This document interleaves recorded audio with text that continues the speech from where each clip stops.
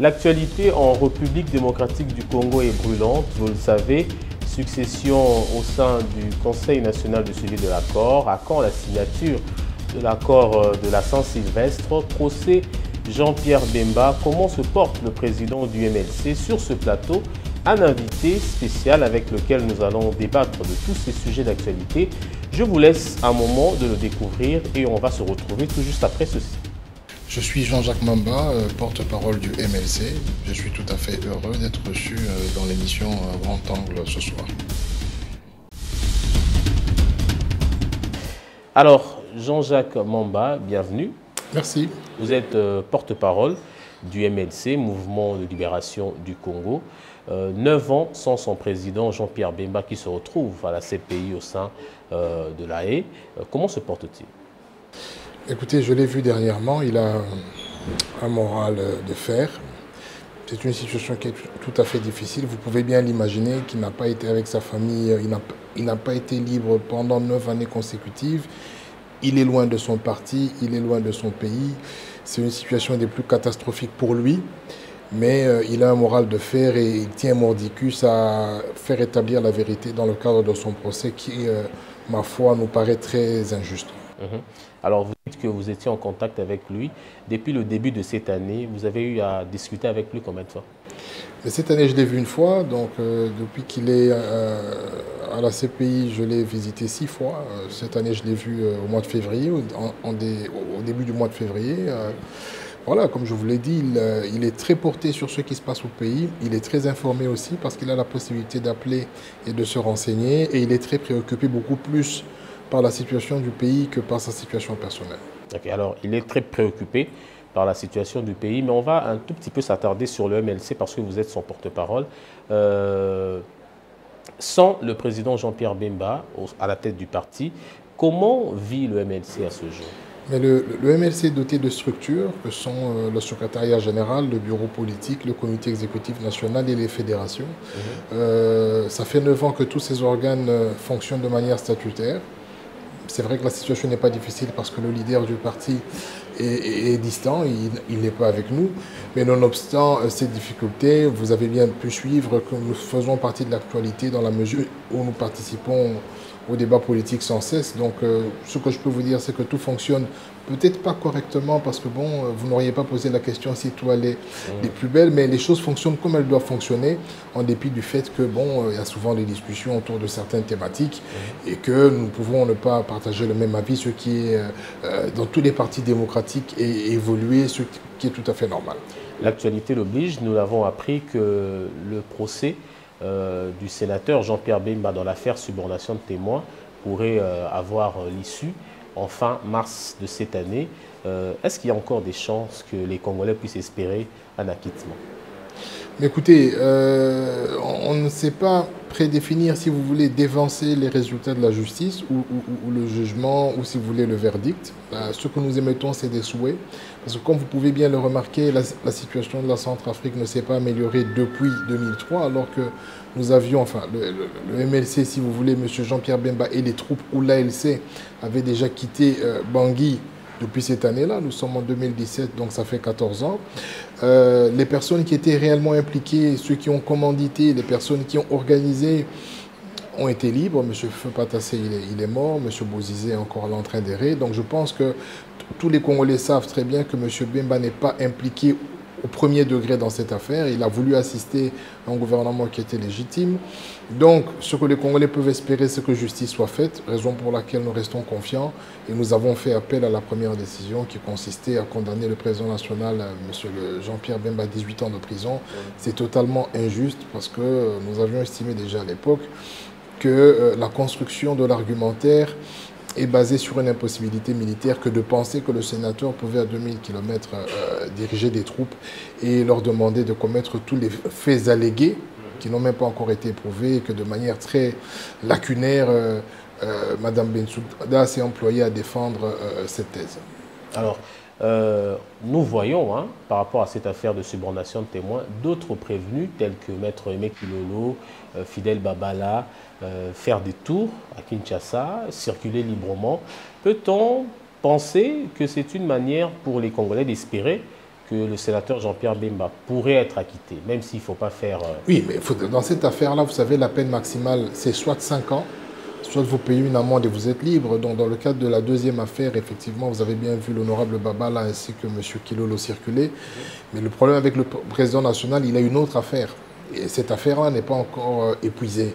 Donc effectivement, si pour cette affaire-là, nous avons soit un acquittement, soit une réduction sensible de peine qui coïnciderait avec les 2 tiers, donc c'est-à-dire avec le temps qu'il a déjà fait en prison, on peut tout à fait espérer que cette année ou au début de l'année prochaine, il soit parmi nous. Ça veut dire que si, dans la première affaire, l'appel conduit à la réduction de la peine ou à son acquittement, mais je prends l'hypothèse de la réduction de la peine, par exemple, à 10 ans ou à 12 ans ou à 14 ans, le temps qu'il a fait en prison justifierait, sur le principe des 2 tiers, qu'il soit libre. Et donc, dans ce cadre-là, on peut tout à fait espérer que cette année ou l'année prochaine, il soit parmi nous.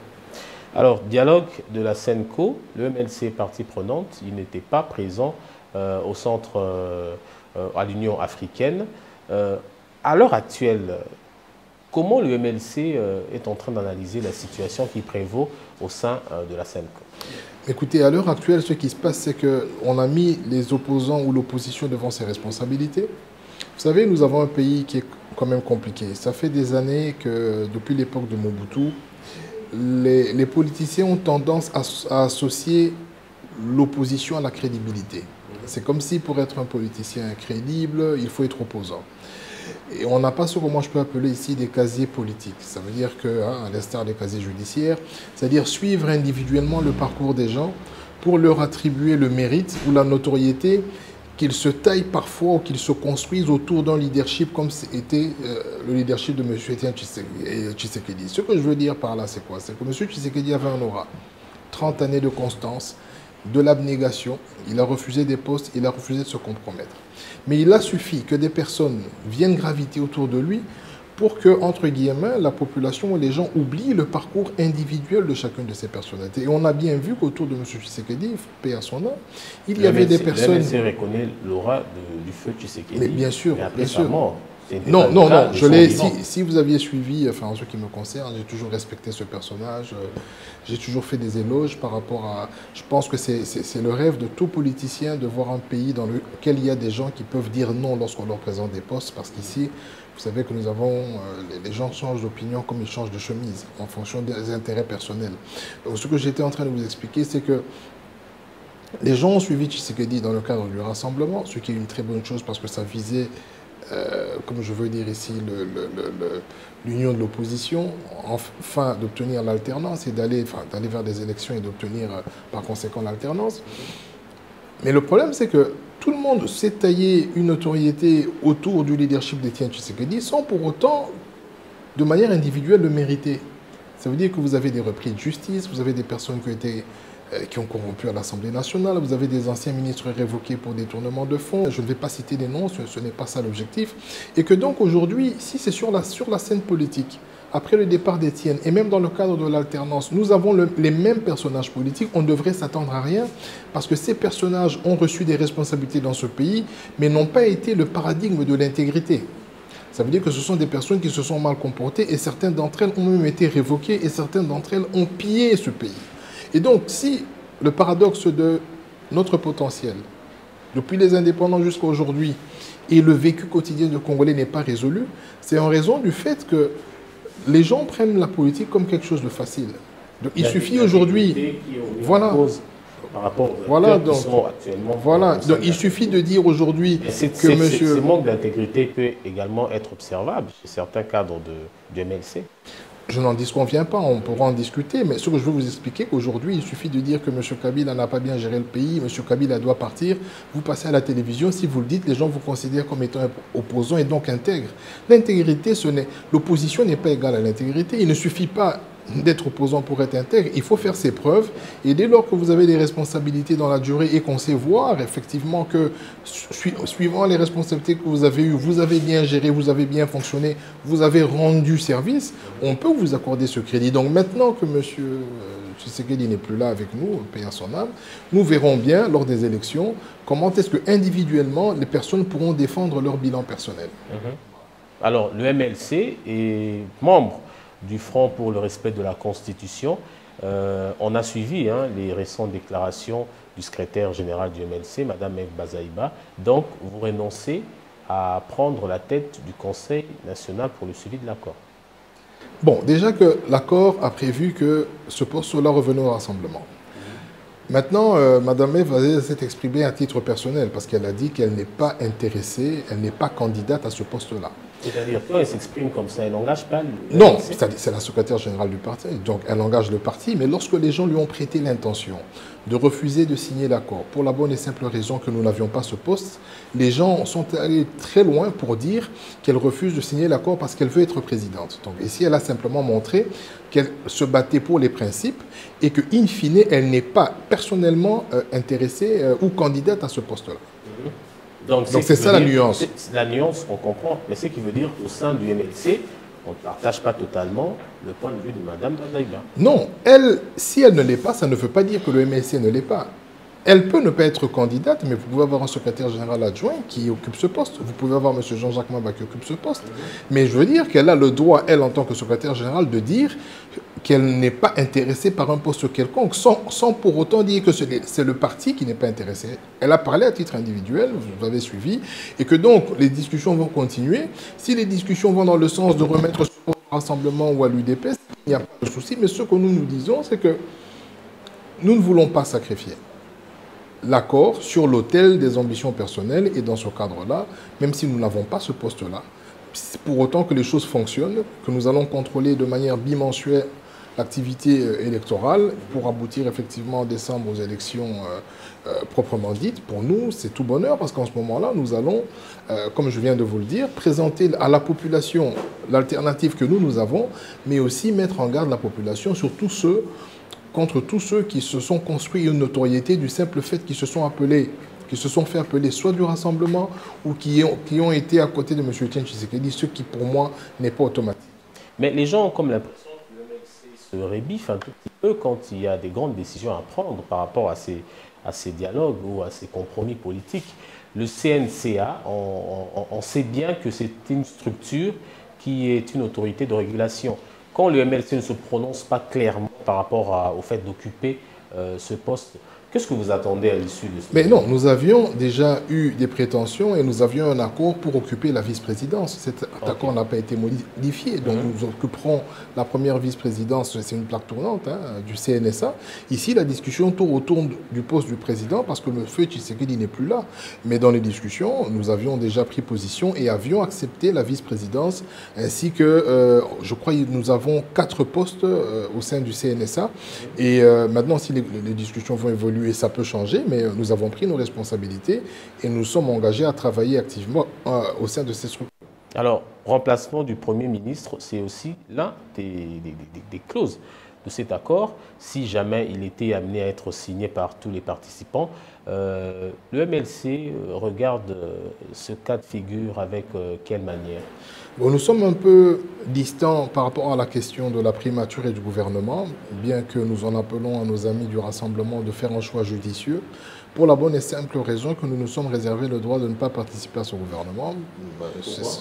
Bon, écoutez, vous savez, participer au gouvernement, si on doit suivre les lois, nous sommes le front pour le respect de la Constitution. Il faut avoir une majorité parlementaire et devenir Premier ministre. On n'a pas voulu que nos militants, que la population qui nous suit ait l'impression que tout ce que nous avions entamé en termes d'énergie, en termes de discours pour le départ de M. Kabila à la date prévue, n'aurait pour finalité qu'aller dans un gouvernement et le partager.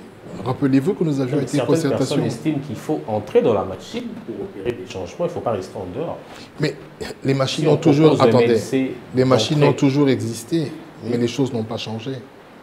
Oui, l'idéal, il faut que les dirigeants changent également. Mais exactement. Lorsque vous avez le MLC, vous prenez l'UNC, vous prenez l'UDPS, vous prenez le PPRD, le MSR, imaginez-vous un scénario dans lequel tout le monde est au gouvernement. Apparemment, c'est votre souhait. Pouvez-vous me dire comment est-ce que ce gouvernement va s'auto-évaluer?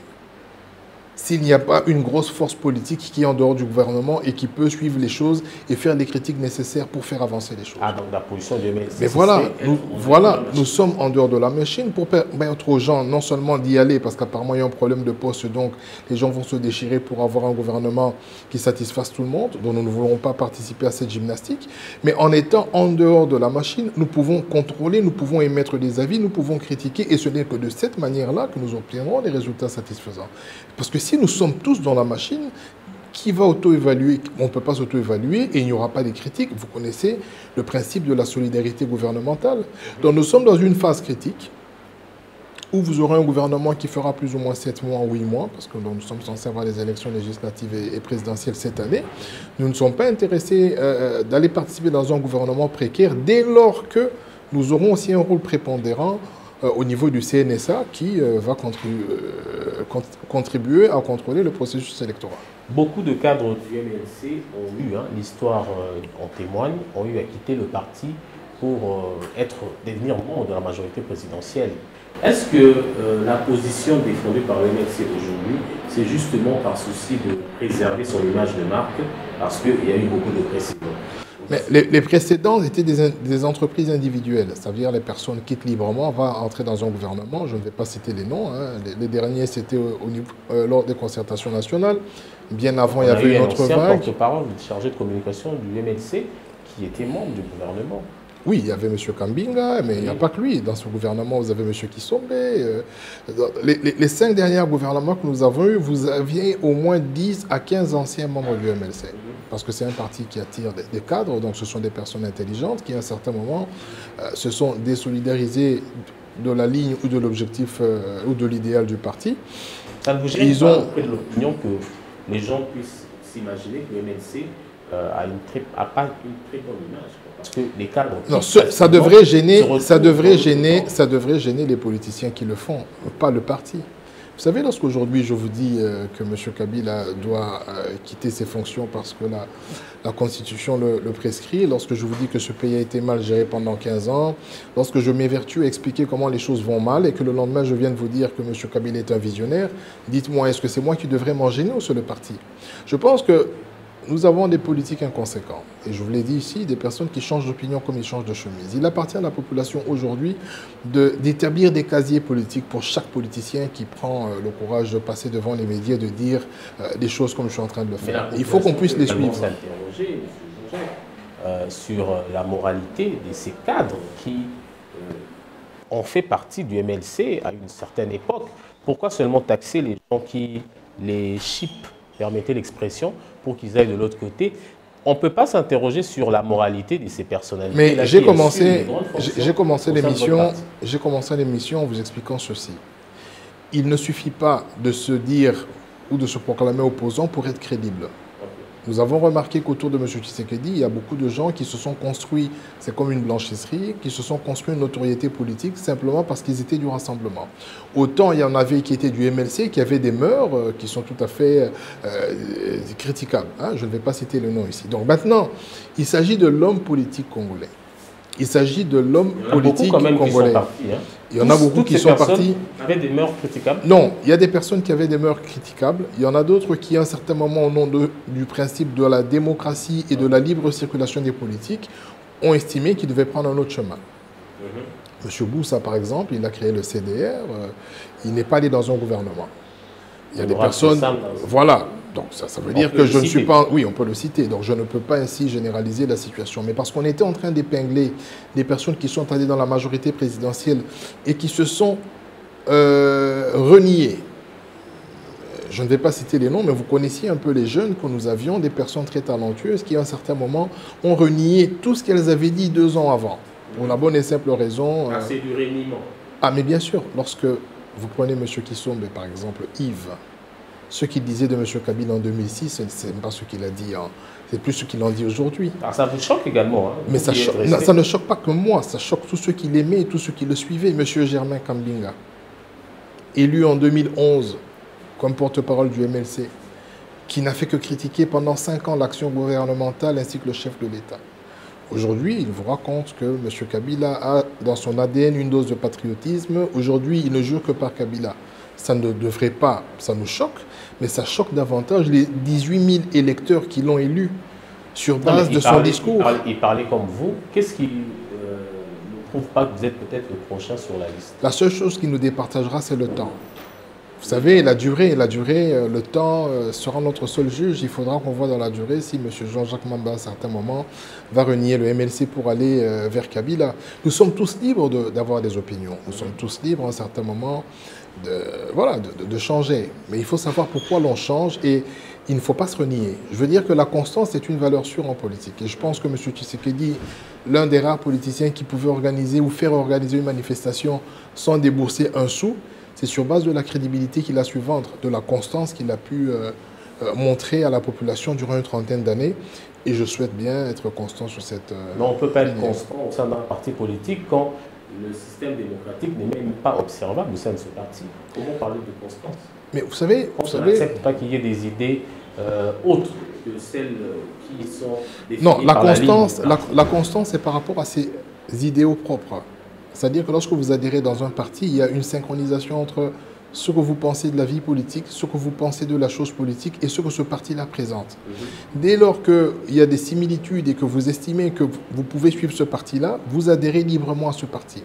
Maintenant, lorsque il y a des difficultés inhérentes ou des aléas à la vie politique au sein des partis qui font qu'effectivement, nous ne sommes pas tous d'accord. Jean-Jacques Mamba n'est pas d'accord avec tout ce que Mme F dit ou peut-être pas d'accord avec ce que M. Jean-Pierre Bemba dit. Je peux ne pas être d'accord, mais il y a des structures. Non, il y a des structures, il y a des espaces de discussion, il y a des principes démocratiques de choix ou de prise de décision. Donc ce sont les majoritaires qui l'emportent et en ce moment-là, vous vous pliez à la décision du parti. Mais ce qui se passe avec les amis que vous avez, dont on a parlé il n'y a pas longtemps, ce n'est pas qu'ils n'étaient pas d'accord avec une position du parti, c'est simplement qu'ils ont utilisé le parti alors qu'en réalité, ils ne croyaient même pas en ses idéaux. Parce que, vous savez, ceux qui sont dans la majorité, le PPRD, c'est un parti de gauche. Le MLC est un parti de droite.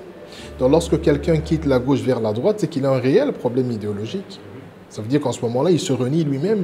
Les principes sacro-saints auxquels il croyait, qui ont poussé son adhésion vers le MLC, ont changé. Et donc, je peux aujourd'hui, Jean-Jacques Mamba, dire, écoutez, je ne suis plus du MLC, sans pour autant aller vers la gauche, sans pour autant aller au PPRD et commencer à parler de M. Kabila. Donc, il y a une différence entre le désaccord qui peut exister par rapport à des opinions et le fait que les gens renient même leur obédience politique. Et c'est ce qui est arrivé malheureusement à nos amis. Alors, on va évoluer, mais est-ce que vous gardez des bonnes relations avec toutes ces personnes, ces hauts cadres du MLC qui sont partis? Moi, je n'ai personnellement aucun souci. Je garde de très bonnes relations avec Germain, avec M. Louaka, avec M. Egwaki. Nous n'en avions pas, donc on ne se connaît pas personnellement. Mais avec les deux, là, il n'y a pas de souci. Autant avec M. François Mwamba, que j'ai rencontré il n'y a pas très longtemps. Avec tous ceux qui sont partis, nous avons des relations amicales, il n'y a pas de souci. Que répondez-vous à ceux qui disent que le MLC, c'est en fin de compte une pépinière de la majorité présidentielle? Mais écoutez, j'en suis fier que nous ayons un parti qui est lorgné de manière très prononcée par la majorité présidentielle parce que c'est une pépinière qui attire des gens. Je suis fier d'avoir un parti qui attire des personnalités, qui attire des cerveaux. Ça veut dire que vous inquiétez? Non, au lieu d'en être fier. Ce qui m'inquiète, c'est que des personnes matures, des personnes intelligentes, des personnes à un certain moment qui sont appréciées ne soient pas politiquement conséquentes. Il ne suffit pas d'être intelligent dans la vie. Lorsque vous voulez faire de la politique, il faut être conséquent. Et des fois, les combats en politique prennent des années. Vous pouvez prendre 10 ans, 15 ans, 20 ans avant d'obtenir un résultat. Mais des fois, la situation socio-économique de notre pays fait que les gens ne résistent pas très longtemps. Au bout de 10 ans, ces personnes craquent et se renient. Et ça, c'est tout à fait dommage. Mais c'est aussi lié en partie au dysfonctionnement des lois. Parce que vous saviez, nous avons des lois sur le financement des partis politiques et que donc, si aujourd'hui ces lois s'appliquent, on aurait moins de transfuges entre les partis pour des gens qui sont obligés à un moment donné de se renier. Alors, Jean-Jacques Mamba, je rappelle que vous êtes porte-parole du MLC. La CENI a déclaré dernièrement qu'elle était capable de présenter un fichier électoral d'ici juillet 2017 et que, à la fin de cette année, on pourrait avoir des élections apaisées. Votre lecture? Mais félicitations à la CENI, c'est quand même l'une des meilleures nouvelles qu'elle ait pu donner. Donc nous allons attendre effectivement au 31 juillet que ce fichier électoral soit présenté, que nous entrions dans le processus de la loi électorale, la répartition des sièges, que nous ayons, hein, après avoir eu ce fichier consolidé, que nous aboutissions à ces élections. Hein. Je ne peux que féliciter la CENI pour le travail abattu et espérant que le fichier sera très fiable pour que nous n'ayons pas l'histoire de Mme Bankoul où des morts ont voté. Alors, est-ce que vous estimez, parlons franchement, qu'on pourrait avoir des élections d'ici fin 2017? Mais si la CENI s'en tient à son programme, je ne vois pas pourquoi on n'aurait pas des élections présidentielles ou ne serait-ce que le dépôt des candidatures pour la présidentielle cette année, on devrait l'avoir. On devrait savoir qui est candidat à la présidentielle en 2017 en tout cas. Donc si on n'a pas les élections proprement dites au mois de décembre, on peut les avoir au mois de janvier, mais au moins 3 mois avant, ça veut dire 90 jours, comme le dit la Constitution, le corps électoral doit être convoqué. Et j'espère très bien que cela se fera dans les délais. Imaginons l'hypothèse où, fin 2017, il n'y a pas d'élection. Qu'est-ce que le MLC propose? Bon, c'est une hypothèse à écarter. Je crois que nous avons été assez larges. Nous allons continuer à faire pression. Nous sommes encore au mois de février. Donc nous avons tout le temps pour mobiliser... Pourquoi hypothèse à écarter? Ça vous effraie? Mais parce que cette hypothèse est suicidaire. Vous savez, nous sommes dans une phase... envisageable. Non, il ne faut même pas l'envisager. Il ne faut même pas y penser. Nous sommes dans une situation où le chef de l'État, le Premier ministre, ont eu 5 ans pour préparer ces élections. Ils ne l'ont pas fait. Nous sommes dans une situation où le président de la République n'est plus légitime, le Parlement non plus, le Sénat non plus. Donc, ce serait suicidaire que de penser un seul instant qu'avec un compromis historique, celui de la Saint-Sylvestre du 31, que nous imaginions un seul instant que nous nous relâchions quant aux efforts à fournir pour qu'il y ait des élections dans les délais. Donc, mais ça, avec c'est les déclarations récemment du ministre du Budget qui dit que c'est... Il est revenu sur ces déclarations, il a été contredit par la CENI, lui il parlait de 1,8 milliard, la CENI a parlé de 1,3 milliard et de 587 millions pour cette année. Donc je pense que ce problème-là est clos et que la CENI, par rapport aux déclarations du ministre du Budget, s'est engagée à nous fournir le fichier parce que je crois que la clé des élections crédibles, c'est le fichier électoral. Donc encourageons la CENI à produire ce fichier d'ici juillet et la suite suivra. Nous avons des partenaires qui pourront nous assister. Alors au cas où on arrivait à organiser les élections en 2017, quel est le candidat présidentiel pour le compte du MLC? Bon, jusqu'à preuve du contraire, nous n'avons pas statué sur la question pour la bonne et simple raison que... Nous sommes en 2017, il faudrait statuer. Oui, nous statuons au Congrès. Nous avons un Congrès tous les 5 ans. Nous comptons l'organiser incessamment. C'est au travers du Congrès que les candidats sont choisis. Depuis 9 ans où le sénateur Jean-Pierre Bemba est à la CPI, est-ce qu'il y a eu Congrès? Oui, il y a eu 2 fois Congrès. Il y a eu le Congrès pour 2011, mais malheureusement, il n'y a aucun candidat qui s'est présenté compte tenu de la tâche. Tout le monde espérait que le sénateur Jean-Pierre Bemba, qui a un aura national, soit parmi nous. Malheureusement, ça n'a pas été le cas. Et donc, nous n'avions pas eu d'autres candidats. Bon, on verra bien ce qui va se passer en 2017. Mais la procédure chez nous, c'est que lorsqu'il y a des élections générales et notamment les élections présidentielles, le dépôt de candidature se font... les dépôts de candidature se font au niveau du Congrès. Donc, quand il sera convoqué, vous aurez la primeur de l'information sur le candidat, s'il y en a, du MLC aux élections présidentielles. Alors, une polémique également est sur les bouches de tous les Congolais en ce moment, c'est la désignation du Premier ministre qui devrait succéder à l'actuel, M. Sami Badibanga. Raphaël Katebe-Katoto s'est exprimé dernièrement en dévoilant ses intentions claires d'être également parmi les personnes précitées. La majorité présidentielle exige 3 noms. Le Rassemblement campe sur sa position à ne présenter qu'un seul nom. Le MLC apparemment est en dehors de toutes ces discussions.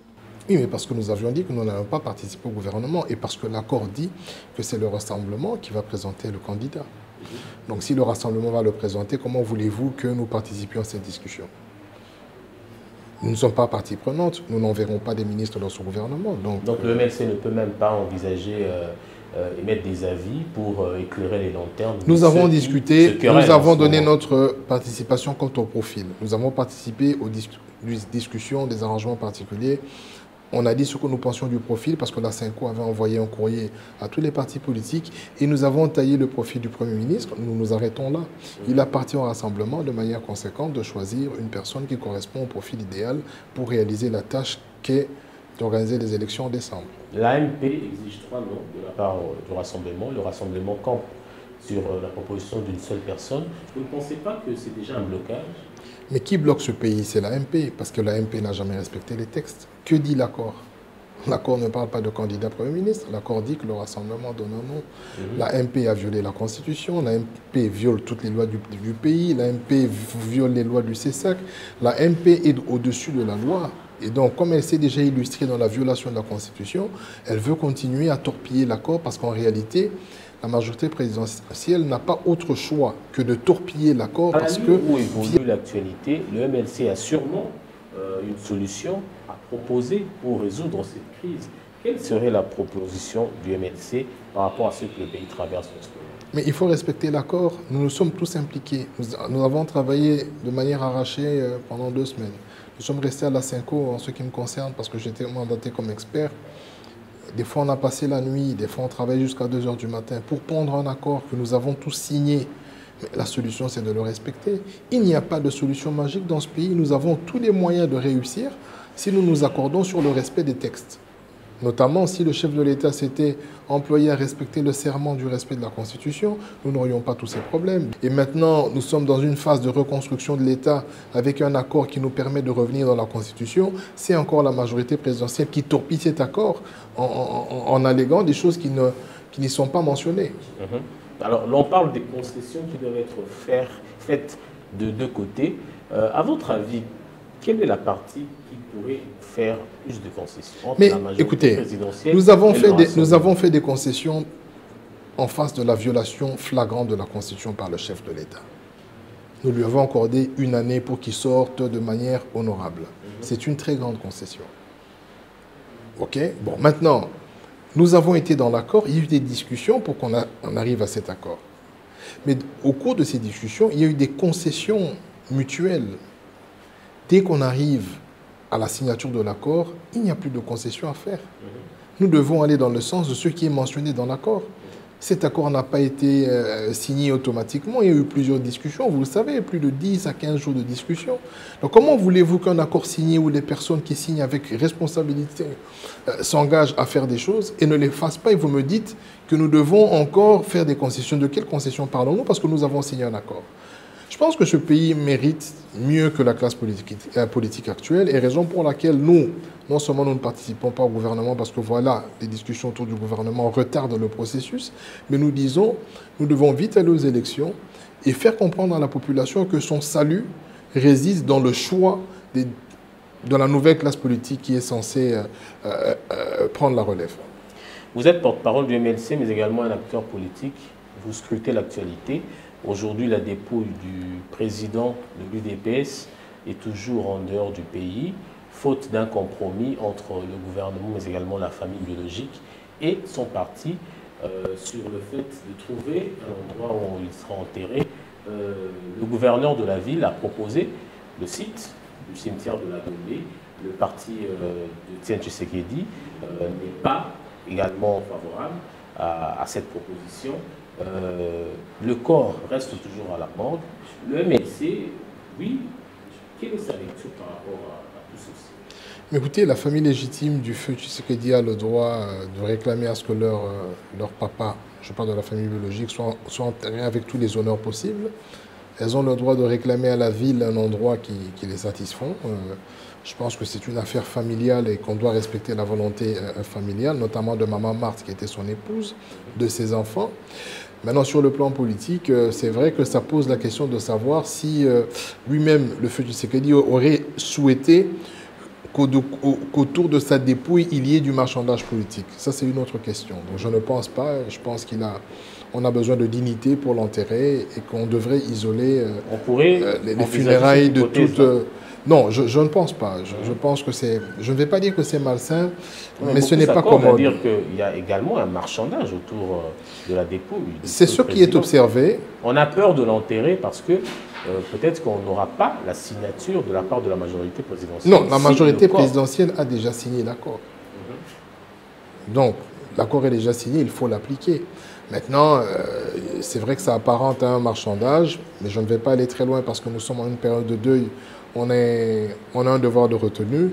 Mais nous appelons quand même nos amis du rassemblement et ceux de la majorité à mettre un peu d'eau dans leur vin, de manière à ce que les choses se passent de la manière la plus digne, avec beaucoup d'honorabilité, tel que le mérite Monsieur le Feu Tshisekedi. Alors le sénateur Jean-Pierre Bemba avait adressé une lettre par rapport à cette disparition. Qu'est-ce qu'il dit? Parce que vous êtes en contact avec lui par rapport à tout ce qui se passe en ce moment.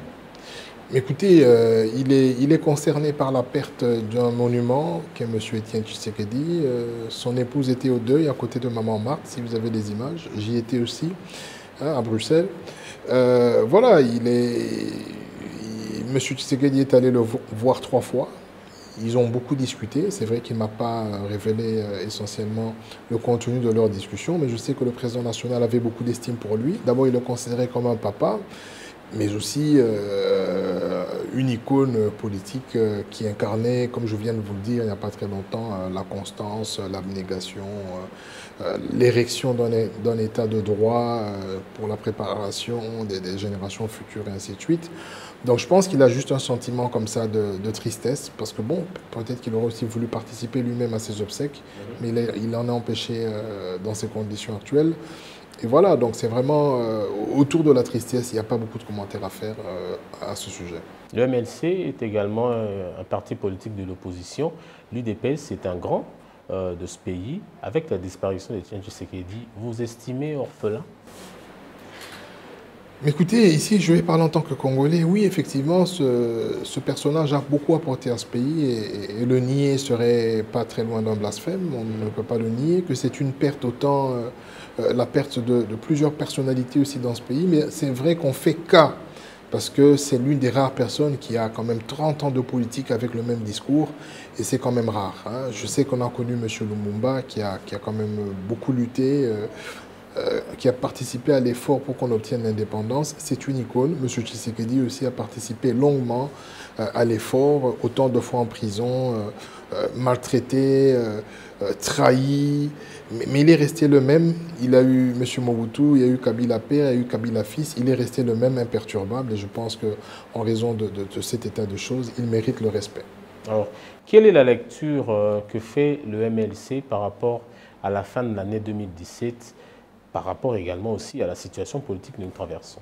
Vous avez une vision assez apaisée de l'avenir politique ici? Bon, nous avons un gros souci parce qu'actuellement, il y a le feu, dans le sens où la situation économico-sociale se détériore. Vous voyez le taux du dollar, les réserves au niveau de la Banque centrale ont fortement baissé. Nous serons bientôt dans l'incapacité d'importer des biens de première nécessité, hein, des produits alimentaires. Au niveau des infrastructures, avec toutes les pluies que nous connaissons, il y a des morts que nous déplorons chaque jour. Au niveau sécuritaire, la situation ne s'améliore pas.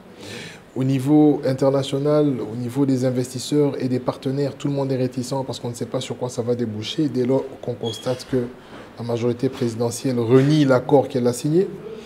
Donc les jours à venir seront déterminants dans la mesure où l'accord sera respecté. Ici, ce n'est pas le cas. Je peux vous assurer ici que les choses ne vont pas se passer de la meilleure manière.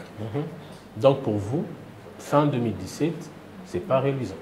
Ça dépend de l'application de l'accord. Si l'accord s'applique, que nous avons un Premier ministre qui est soutenu par la communauté internationale maintenant, que la situation économique se redresse substantiellement, je pense que les choses peuvent aller pour le bon d'ici la fin de l'année. Mais si ce n'est pas le cas, on risque d'avoir des moments très difficiles. Alors, Jean-Jacques Mamba, je vous remercie d'avoir été l'invité de Grand Angle de ce jour. Un dernier mot? Je vous remercie. C'est un honneur pour moi. C'est la première fois que je viens sur votre chaîne et j'en suis tout à fait ravi. Merci beaucoup. C'en est fini pour ce numéro de votre magazine Grand Angle. Prenez rendez-vous pour un nouvel numéro dans un bref télé. Mais d'ici là, portez-vous bien.